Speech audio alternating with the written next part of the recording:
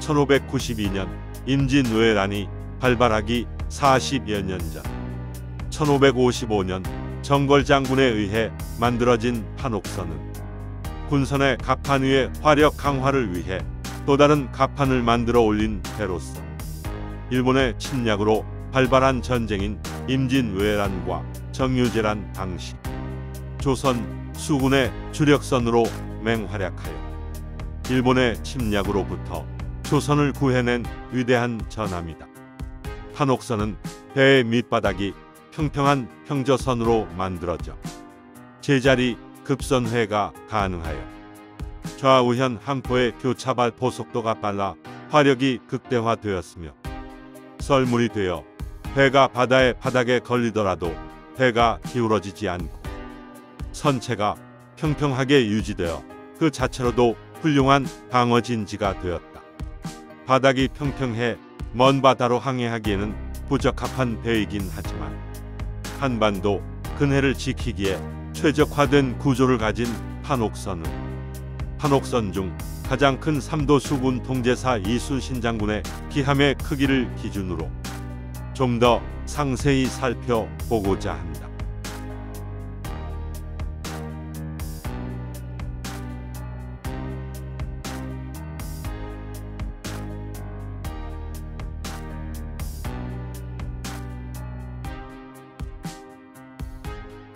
저 판은 판옥선을 포함한 한선의 구조에서 선체의 기반을 이루는 가장 중요한 부재이다. 저 판은 본판이라고도 하며 서양배 용골의 역할을 하는 구조물이다. 한선은 배를 건조할 때 저 판을 먼저 깔아놓고 그 위에 이물비우, 고물비우, 외판 등을 갖다 붙이는 형식으로 배를 만들게 되고 배의 크기를 평가할 때도 저 판은 그 크기를 가늠하는 기준이다. 조선 후기에 만들어진 각선도본이라는 책자에 의하면 본판 15립 제수면 불견이라고 표기되어 있어 판옥선의 저 판은 15개의 기다란 목재로 구성되어 있음을 알 수 있다. 그리고 저 판은 한선의 부재 중 가장 두꺼운 부재이다. 저 판의 두께는 대개 외판의 약 2배 정도의 두께로 만들어지며 이것은 판옥선을 포함한 한선의 구조의 기본적인 특징이라 할 수 있다.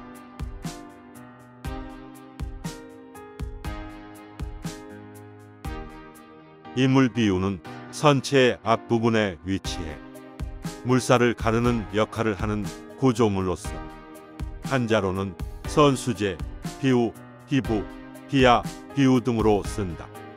이물비우는 가로 또는 세로로 여러 조각을 결착하여 만들어지며 특히 판옥선 등 군선의 경우는 15개의 조각이 세로의 형태로 구성되어 만들어지는 것이 특징이다.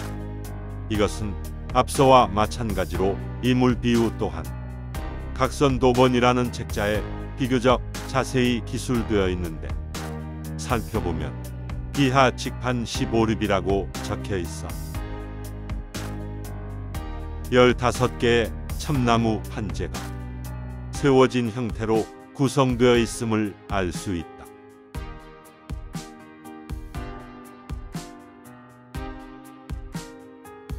선미제라고도 하는 한선 선체의 후부를 이루는 구조를 말한다. 한선의 고물비우의 형상은 예외 없이 모두 뒤로 경사진 평면이다. 그런 그 모양과 경사도는 배마다 다르고 일정하지 않다. 또한 고물비우에는 방향타를 꽂는 구멍이 위치해 있으며 구조적 결함으로 인해 방향타가 부러지는 현상을 방향타의 재질로 극복하기 위해 한반도 남부 해안의 벌판에 드물게 자생하는 산유자 나무를 어렵게 구해 사용하였다.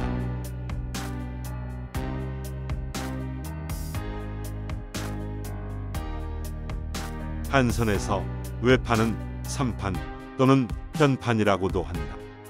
각선도본에 의하면 판옥선의 외판은 좌우 각각 7쪽의 판재로 구성되어 있다. 그리고 외판의 재료는 육송이다. 외판으로 형성된 판옥선의 꼬리는 길게 뻗어 하늘로 치솟아 있어 위용을 과시하고 있는데, 추측하는 이 꼬리의 기능 중 하나는 배의 방향을 조절하는 방향타를 적의 공격으로부터 보호하기 위한 것으로 추측된다.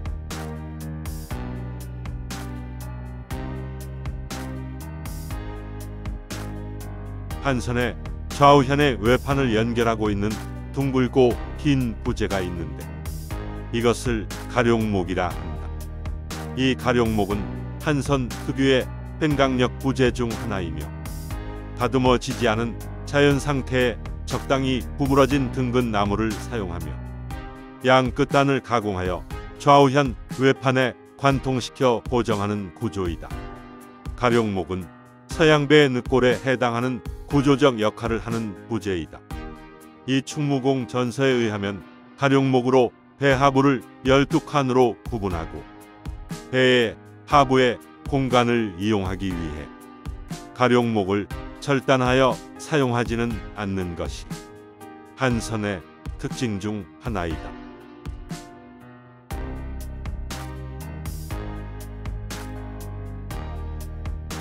가목이라고도 하며 외판 좌우현 최상층을 꿰뚫어 좌우현 밖으로 나가게 설치하는 것이 보통이다.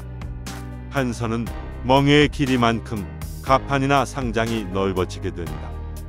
판옥선의 경우 외판의 좌우현으로부터 바깥으로 나간 만큼의 공간이 노꾼들이 노를 젓는 활동을 하는 공간이 된다. 또한 상부의 거대한 상장 구조물을 가설해야 하는 경우 멍에는 그 구조물의 바탕이 되는 부재이므로 그 개수가 많아지게 되는데, 본 영상에서는 각선 도본의 그림을 참조하여 선멍에를 포함한 멍에의 개수를 16개로 하였다.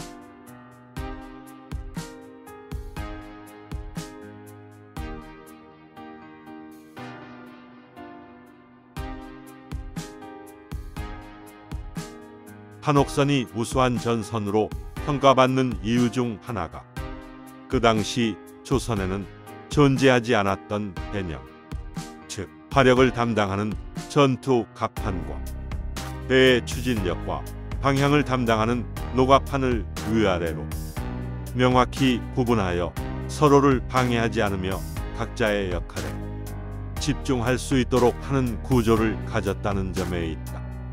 이순신 장군의 수군 통제사 기함은 노의 개수가 좌우 각각 10척이며 노 한 척에는 5명이 배속되고 예비 노군으로 20명이 비치되어 있었으므로 숙종 때 만들어진 분선별 정원표의 판옥선 노군 100에서 120의 숫자와 일치한다.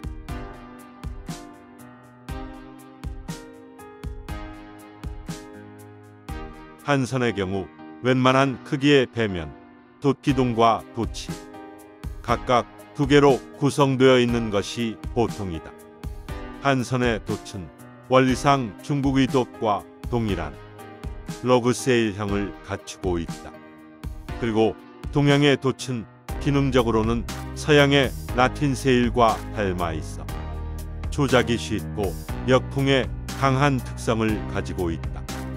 한선은 돛뿐만 아니라 서양의 범선과는 달리 많은 노를 가지고 있어 범노선이라 할 수 있다. 돛은 주로 한선이 비전투 시 이용되고 전투 시에는 접어서 노만의 힘으로 전투에 임하게 된다.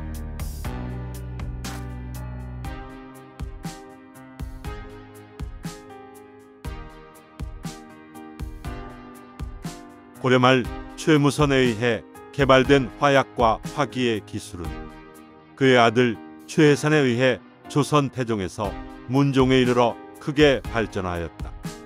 판옥선의 튼튼한 구조도 결국 강력한 화력의 함포 사격을 위한 것이라 할 수 있다. 세종실록에 의하면 포의 이름을 천자문의 첫 구절을 따서 천자포, 지자포, 현자포, 황자포 등으로 구분하고 있다. 기록에 의하면 세종대에 이르러 화포의 사정거리가 크게 향상되었으며 천자포의 경우 기존 500보 정도의 사정거리가 1300보까지 늘어난 것은 조선이 포를 외세의 침략을 방어하는 데 중요한 무기로 인식하였다는 것을 알 수 있다. 임진왜란 이전부터 한반도 근해를 침략해 노략질을 삼는 외적을 강력한 힘으로 제압하기 위해 만들어진 판옥선은 결국 도요토미 히데요시의 한반도 침략 전쟁인 임진왜란과 정유재란 때 이순신 장군이라는 희대의 영웅에 의해 그 위대한 빛을 발하였다. 그 당시 만약에 판옥선이라는 전선이 조선에 없었더라면 아무리 뛰어난 이순신 장군이었다 한들 총포를 앞세운 외적을 무찌를 수 있었을까 생각해보면 간담이 서늘해지며 지금 이 땅에 살고 있는 사람으로서 판옥선을 개발하고 만든 선조들에게 감사하고 고마울 따름이다. 강력한 무력이 평화를 지킨다는 군사 전문가들의 말을 되새기며 한치의 허술함도 없이 군사력과 국방을 튼튼히 하여 그 기세만으로도 감히 우리나라를 침략할 엄두를 내지 못하도록 만전에 만전을 기하여야 할 것이다.